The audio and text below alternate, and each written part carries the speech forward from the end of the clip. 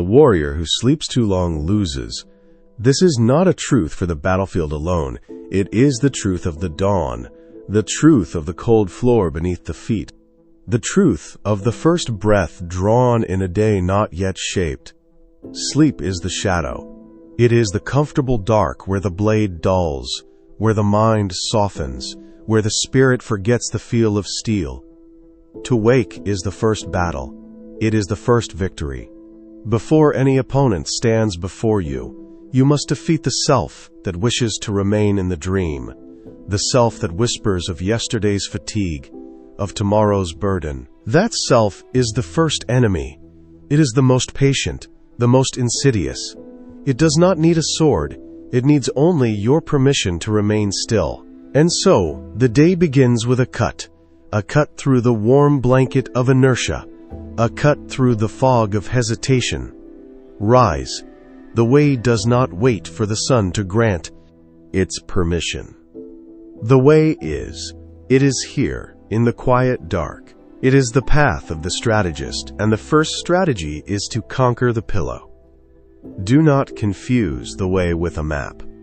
A map shows you where others have been.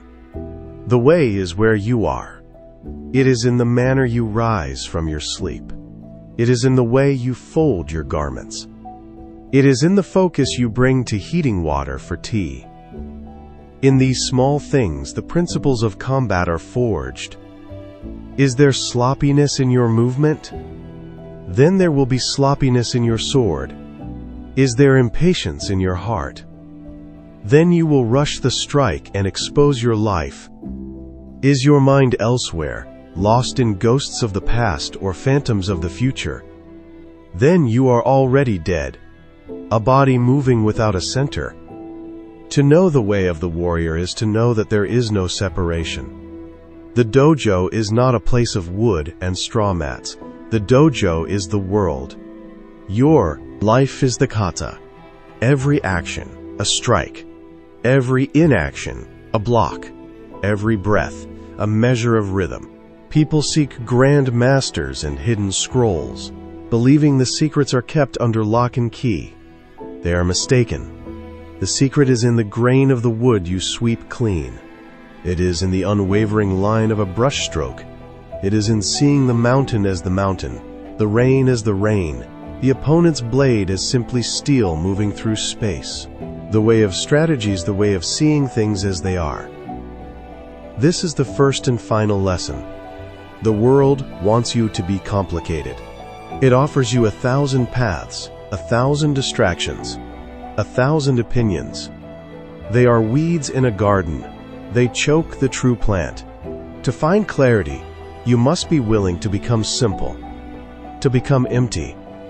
Your mind is not a vessel to be filled, but a mirror to be polished. Every day, you must wipe away the dust of attachment, the grime of ego, the smudges of fear. When the mirror is clean, it does not judge, it does not interpret. It simply reflects what is.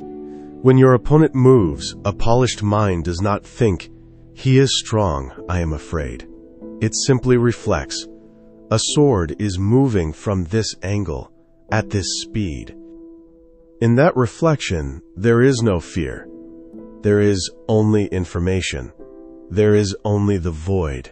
And in the void, the correct action arises without thought. This is the heart of formlessness. You practice the forms, the stances, the cuts, 10,000 times. You carve them into your bone, your muscle, your spirit. You do this not to become a prisoner of the form, but to dissolve the form into your being. You practice the kata until you forget the kata. Then, in the moment of truth, you do not perform a technique. You simply are the technique. You move like water, which has no shape but takes the shape of all things. You are the wind, which cannot be caught in a net. This is the freedom of the strategist. The beginner is stiff with knowledge. The master is fluid with emptiness. Solitude is the forge. Do not run from it. The chattering of others is a distraction. Their praise is a poison. Their criticism a weight. In the quiet company of the self, the truth is found. Go to the mountains, stand by the river, feel the wind. These are your teachers. They do not flatter you. They do not lie. The mountain teaches you stillness, immovability. The river teaches you to adapt, to flow around obstacles without losing your course. The wind teaches you the intangible, the power that cannot be seen but can be felt. In solitude, you learn your own rhythm. Every man has a rhythm, a cadence to his spirit. Most are unaware of it. They are swept up in the frantic, chaotic rhythm of the crowd. The warrior finds his own. He cultivates it. It is a slow, deep pulse, like the heartbeat of the earth. From this centered place he can perceive the rhythms of others. He sees their agitation, their hesitation, their collapse and their surge. To know the opponent's rhythm is to know when he will strike before he does. It is to know how to break his cadence, to introduce a pause where he expects a beat, to strike in the space between his breaths. Combat is not a clash of strengths. It is a clash of rhythms. The one who controls the timing controls the fight. This cannot be learned in a group. It can only be discovered when the noise of the world fades, and you can finally hear your own pulse. Defeat the self. This is the only war that matters. The man who stands before you with a sword is a circumstance. He is a test. The true opponent is the one within you. It is the part of you that flinches, the part that doubts, the part that clings to life and fears death, the part that is arrogant in victory and crushed in defeat. You must face this self every morning. You must look it in the eye. You must train it, discipline it, starve it of the drama it craves. How? By doing the work. When your body aches and your mind screams to stop, you perform one more cut. You hold the stance for one more breath. You read one more passage. You prove to the trembling self that your will is the master, not your comfort. You must become detached from your sword. It is a tool, a fine tool, but a tool. To love it is to fear its loss. To depend on it is to become weak when it is not in your hand. Be detached from your body. It is a vessel. Train it, maintain it, but know that it is temporary. It can be broken. Your spirit, your will, that is the warrior. Be detached from the forced outcome. Do not fight to win. To fight to win is to fear to lose. Fight to execute the way, to move with clarity, to strike with sincerity, to act with a spirit that is vast and empty. If you do this, victory and defeat become irrelevant. They are merely results, like ripples on a pond. The true victory was in the perfect execution of the moment, free from the grasping of the ego. When you can face death with the same calm you face a cup of tea, you have defeated the inner enemy. Only then are you free to truly fight. Perceive. Do not just see. The eyes can be deceived. They see a large man and infer strength. They see a tattered robe and infer poverty. The warrior spirit perceives the reality behind the appearance. He looks into the opponent's eyes and sees not anger or confidence, but the slight tremble of uncertainty. He observes the way a man holds his hands when he thinks no. One is watching and understands his trade. He listens to the silence between the words and hears the truth. This is seeing with the whole body, the whole spirit. It is a state of total awareness. You feel the shift in the air as the blade begins its arc. You feel the subtle change of balance in your opponent's feet. You are not thinking. You are not analyzing. You are simply open. You are a vast receptive emptiness. This state cannot be forced. It arises from a mind that is not cluttered, a mind that is not wrestling with itself. That is why daily polishing is crucial. You sweep the mind. You cast out the unnecessary. What is unnecessary? Everything that is not this present moment, regret for the past, anxiety for the future, judgments, opinions, stories you tell yourself, cast them out. All of them. There is only now. There is only the feel of the hilt in your hand, the ground under your feet, the breath in your lungs, and the space between you and the other. In that space, the way is revealed. Rhythm is everything. The universe is built on it. The turning of the seasons, the rising of the sun, the beating of a heart. Strategy is the art of mastering rhythm. There is the rhythm of waiting, a long, patient stillness, gathering energy, observing. The fool rushes in. He exhausts his spirit before the first blow is even struck. The warrior can wait. He can become part of the landscape, as patient as a stone, until the precise moment arrives. Then there is the rhythm of attack. It is not always fast. Sometimes it is a slow, pressing advance that crushes the opponent's spirit. Sometimes it is a sudden, explosive storm that shatters his posture. And sometimes it is a broken, unpredictable rhythm, a dance of feints and withdrawals that confuses and exhausts him. You must know all of these. You must be able to shift from one to another seamlessly. Your rhythm must come from the situation itself, not from a predetermined plan. The plan is a cage. You must be free. To do this, you must empty yourself of your own preferred rhythm, the one that feels comfortable. You must become a vessel for any rhythm the moment demands. When your opponent is fast, you can become faster, or you can become profoundly slow, making his speed useless. When he is strong, you can meet him with greater strength, or you can yield like a reed in the wind, letting his force pass by. Do not be attached to one way. To be attached is to be predictable. To be predictable is to be dead. Know the difference between form and formlessness. The beginner needs form. The stance must be exact. The cut must follow a perfect line. This is the foundation.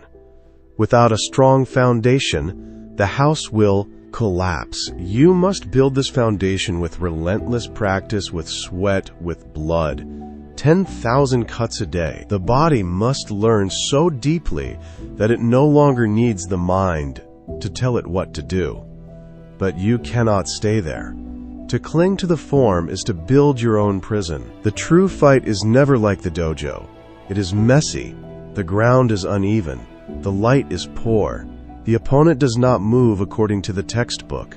If you are bound by your perfect form, you will be defeated by imperfection. So once you have mastered the form, you must be willing to break it.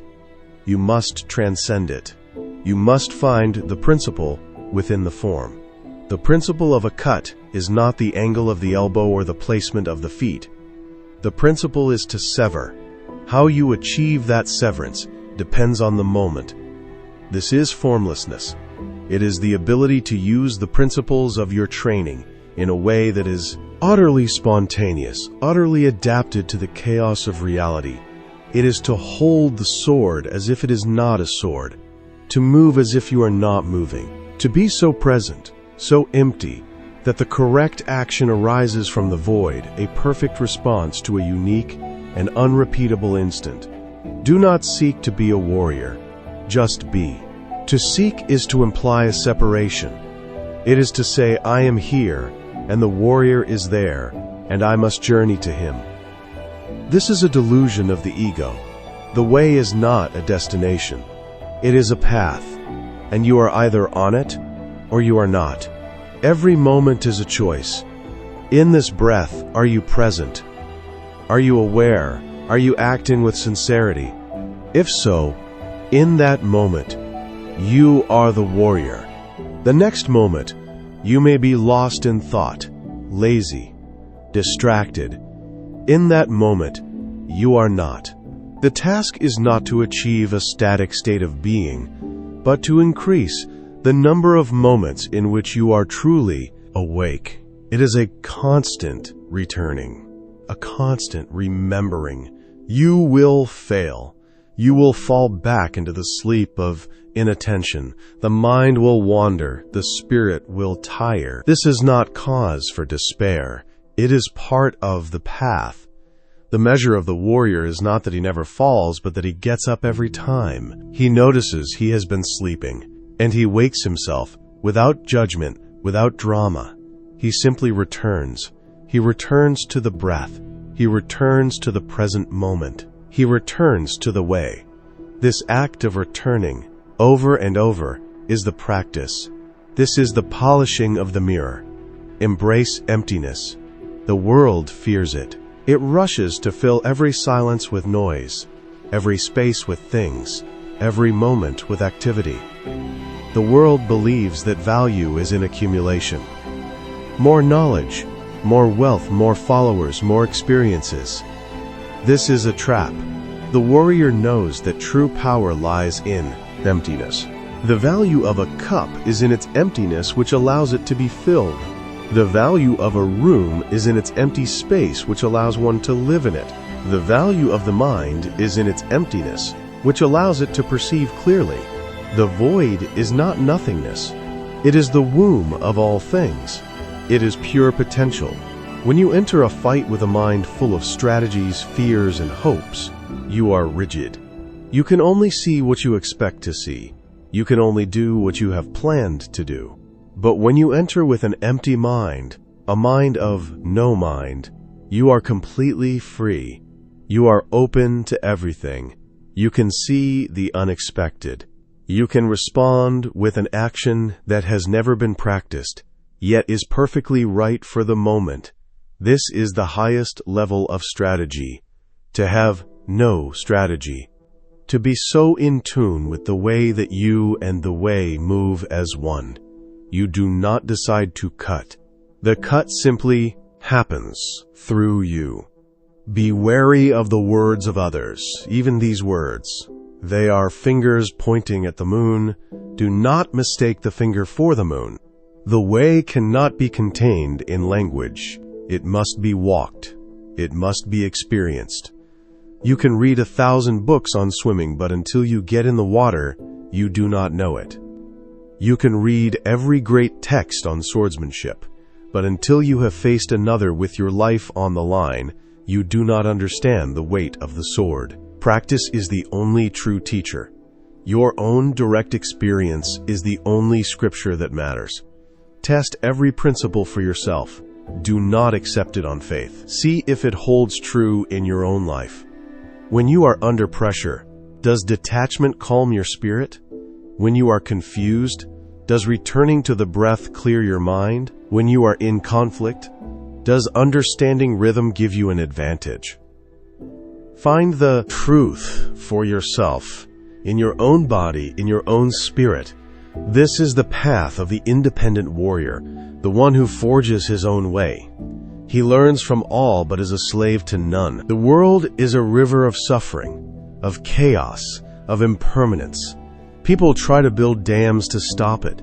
They build walls of belief, of routine, of material possessions. But the river always wins. It wears down the stone. It seeps through the cracks. It rises and floods everything. The warrior does not try to stop the river. He learns to build a raft. He learns to navigate the currents. He uses the power of the river to move him. He does not cling to the shore. He does not fear the deep water. He understands that the nature of life is change, is flow. To resist it is to suffer. To move with it is to be free. This is the meaning of a Stoic heart. It is not a heart of stone, devoid of feeling.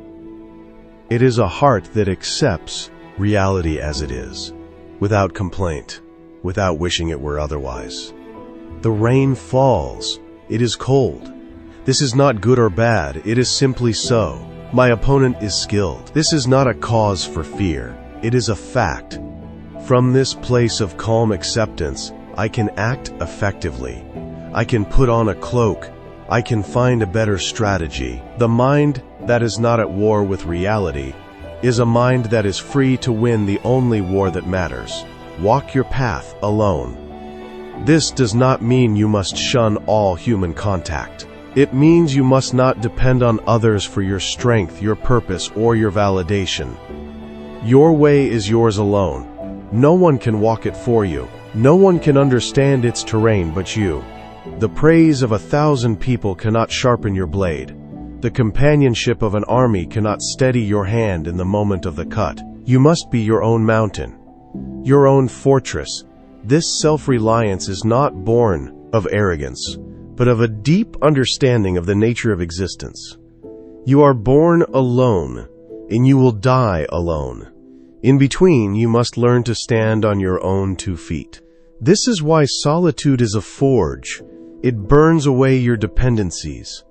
It forces you to confront your own weaknesses, your own ghosts. It teaches you that you are enough. When you know this, you can engage with the world from a position of strength, not need. You can offer help without seeking reward. You can accept companionship without becoming a leech. You are a complete circle, and from that wholeness you can act with true power and integrity. The body is the servant of the will. Train it relentlessly, but do not become obsessed with it. A warrior with a powerful body and a weak spirit is a beautiful sword with a rotten core. A warrior with a frail body and an indomitable spirit is a simple wooden staff that can shatter stone. The spirit is the general. The body is the soldier. The soldier must be disciplined, fit, and obedient. Push it. Make it endure hardship, cold, hunger, fatigue. This teaches the spirit that it is the master. When the body screams, "No more," the spirit must be able to calmly reply, "A little more." This forges a will of steel. It is this will that allows you to keep fighting when you are wounded, to keep thinking clearly when you are exhausted, to keep your calm in the heart of chaos. Your physical strength will fade with age. Your will, if you cultivate it, will only grow stronger. It will become your true weapon, the one that cannot be broken or taken from you. Do not think of life and death. To think of life is to cling to it. To think of death is to fear it. Both are distractions. They pull you out of the present moment.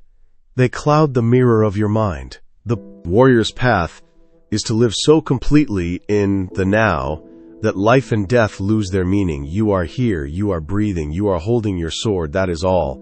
The next moment may bring victory, it may bring death. It does not matter. What matters is the quality of this present moment. Did you inhabit it fully? Did you act with complete sincerity? Did you move with a clear mind and a committed spirit? If you do this, you have already won. Death is simply the end of a series of moments. If each moment was lived with truth, then the whole is a work of art. A life lived this way has no room for regret. When the time comes, you can let go with the same detachment you show to a falling leaf. It is simply the nature of things. You must be prepared to die at any moment, not with grim resignation, but with a calm readiness. This readiness is what allows you to truly live. When you are not afraid of the ending, you are free to act with total courage in the story. Master the rhythm of the twofold way, the sword and the brush. The warrior who knows only the sword is a brute. The warrior who knows only the brush is a dreamer. You must walk both paths. The sword teaches you decisiveness, economy of motion, the reality of life and death. It teaches you to be present, for a moment of inattention is fatal. The brush teaches you subtlety, flow, the beauty in imperfection, the expression of spirit. It teaches you to see the emptiness in the space between the lines. In the ferocity of the cut and the grace of the brushstroke, the same principles apply. A centered mind, a focused will, a body that is a conduit for spirit. When your mind is in harmony, you can move from killing a man to painting a mountain with no disturbance of spirit. You understand that both are expressions of the way. Both are acts of creation and destruction. This balance makes you whole. It prevents you from becoming a monster of war, and it prevents you from becoming a fragile artist who cannot face the harshness of the world. You are the still point between the two, embodying both, a master of your own life. The final enemy is victory. After the battle is won, a greater danger arises: pride, complacency, the belief that you have arrived. This is the deepest sleep. The warrior who wins and believes his journey is over is already defeated by his next, unseen opponent. Victory is not a destination. It is a milestone on a path that has no end. When you win, observe your mind. Does it swell with arrogance? Does it crave the praise of others? If so, you have work to do. The strategist acknowledges the result, learns from it, and then lets it go. He cleans his sword, mends his armor, and prepares for the next day. Today's victory is a victory over the self of yesterday. Tomorrow, you must defeat the self of today. The path of mastery is a path of constant, unending practice. There is no final enlightenment. There is no ultimate technique. There is only the daily act of waking up, facing the self, and walking the way. So rise. The light is pale on the horizon. The world is still. This is the hour of the strategist, the hour of clarity. The demons of doubt and sloth are weakest in this cold, clean air. Defeat them now. The rest of the day will follow. Pick up your sword. Feel its weight. It is not an extension of your arm. It is an extension of your will. It has no life of its own. It is your spirit, given form in steel. Let your mind become as still as the surface of a winter lake. Let your breath be slow and deep. There is no past. There is no future. There is only this moment, this stance, this cut. Walk the way. There is nothing else.